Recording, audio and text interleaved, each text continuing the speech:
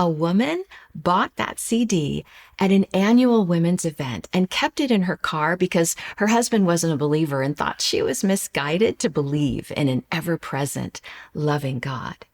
The following year, she introduced herself to me at that same conference and shared a story about a serious car accident that she'd been in.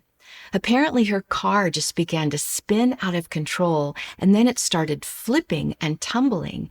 And she cried out to the Lord just as soon as she lost control. And she said, "Jesus, be near me, be with me, be close to me." And suddenly there was a light in the car. She saw it all around. It was a blinding light. And she felt held, cocooned even, as that car was spinning out of control.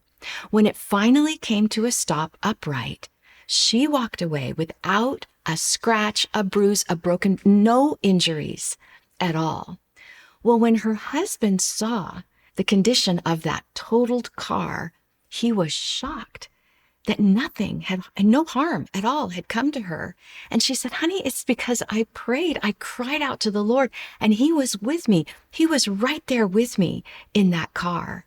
Well, of course, her husband didn't want to believe that. But then their little son goes, Mommy, you're right.